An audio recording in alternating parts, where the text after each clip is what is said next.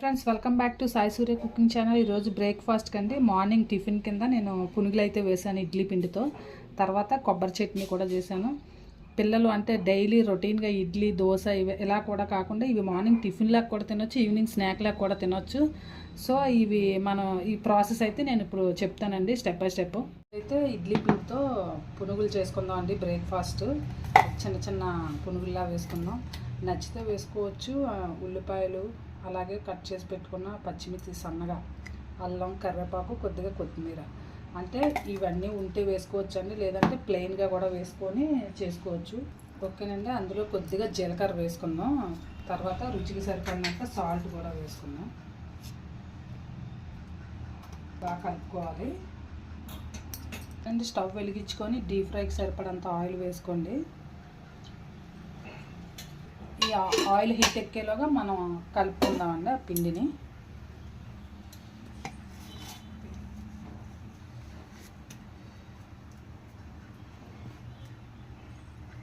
చెప్పాను కదండి, ఆనియన్స్, పచ్చిమిర్చి ఇవన్నీ మన ఇష్టం.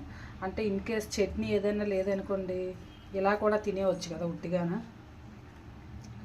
తర్వాత సాయంత్రం స్నాక్ లాగా కూడా తినొచ్చు కదా పిల్లలు.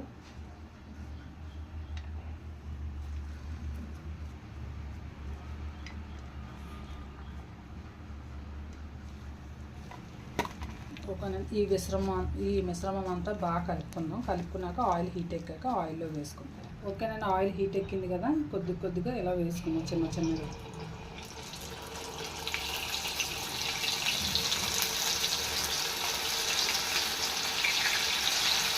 ఓకేనండి. వేగుతున్నాయి కదా, ఇలాంటప్పుడు రెండో వైపు కూడా మనం తిప్పుకుందాం.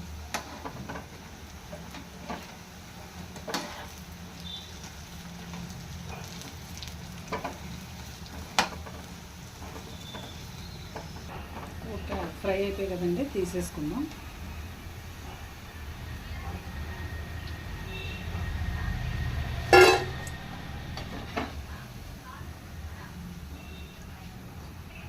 మిగతా అన్నీ కూడా ఇలాగే వేసుకుందాం.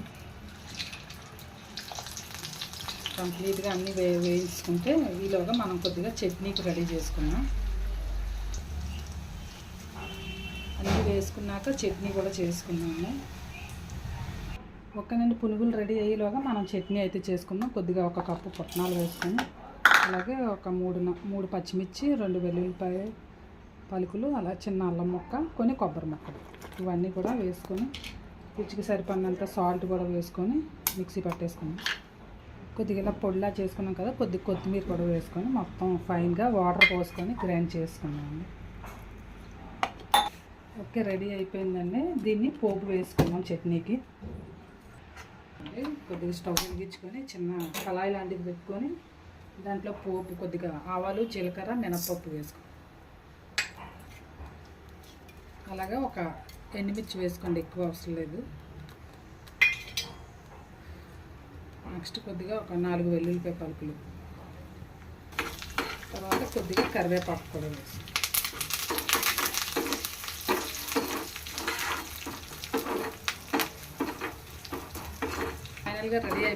ఫైనల్గా రెడీ అయిపోయిన పోటుని మనం ఇప్పుడు స్టవ్ ఆఫ్ చేసి చట్నీలోకి పంపేసుకుందామండి. ఇంకా చట్నీ ఇక్కడ ఆల్రెడీ పెట్టేసాను కదా. ఓకేనండి. బ్రేక్ఫాస్ట్గా అలాగే ఈవినింగ్ స్నాక్గా కూడా తినొచ్చు. ఇడ్లీ పిండితో పునుగులు అయితే రెడీ అయిపోయండి. కొబ్బరి చట్నీ కాంబినేషన్ కూడా చాలా బాగుంటుంది. కొబ్బరి చట్నీయే కాదు, టమాటో చట్నీ కూడా ఎక్సలెంట్గా ఉంటుంది. సో మీరు కూడా మీ ఇంట్లో ట్రై చేసి టేస్ట్ చేసి మీ ఫ్రెండ్స్కి కూడా షేర్ చేయండి. నచ్చితే కనుక ఒక కామెంట్ కూడా పెట్టండి. Like and subscribe my channel. Bye friends. మళ్ళీ నెక్స్ట్ వీడియోలో ఇంకో వంటతో కలుద్దాం.